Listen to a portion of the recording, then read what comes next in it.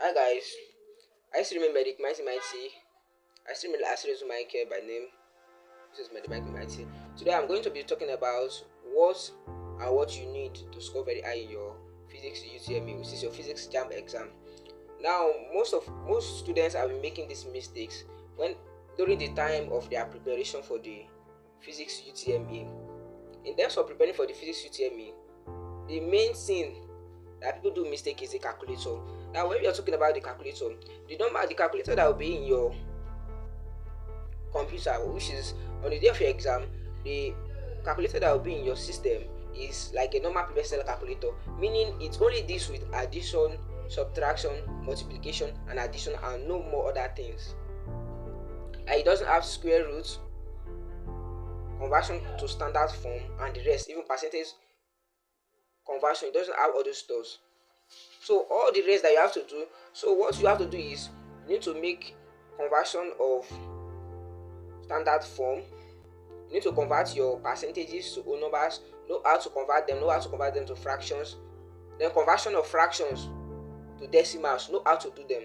Then if you want to study really high in your physics exam, what you have to do is basically, let me say 70% of the questions that are set in physics UTME are calculations. So for you to score very high in your UTME, what you have to do is your solving or your studying must be based on calculation. 70% must be based on calculation. So once it is 2 weeks to your exam, your physics exam, what you have to do is you stop reading and you solve calculation for, let me say,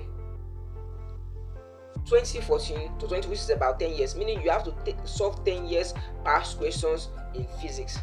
Because nowadays the questions in physics are just modified jam past questions, meaning they will just change a figure in the question and add a little figure, or just put another figure in order to convince the students. Because jam they've set, let me say, all the questions that are in the textbooks, in the recommended textbooks. And if you are someone that have not watched my video on the jam recommended textbooks for physics, you can check on my page at Medic Mighty Mighty and click on it to watch the video.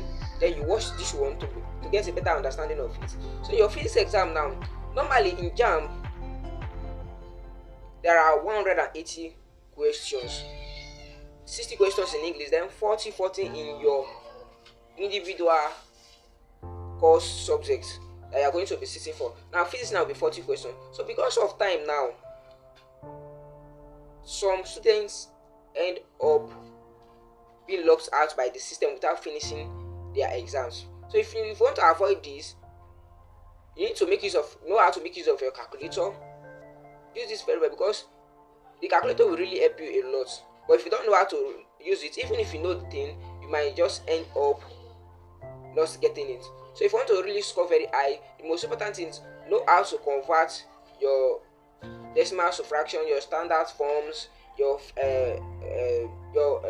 percentages to fractions, and all of that, so that once you see them in the CBT, you can be able to try them. And there are some values that you need to cram on your head, which are like the acceleration due to gravity, which is 10 meters per second square, and the rest of that like that. So if you really want to score at your physics, the main thing is you make use of a calculator. Then as I said earlier, 70% of the physics questions are modified jam past questions. So once it is 2 weeks to your physics exam, what you have to do is to start solving questions from 2014 to 2024, which are about 10 years past questions in physics. With that, you build confidence, and on the day of your exam, you'll be surprised that all the questions will be seen as just modified jam past questions.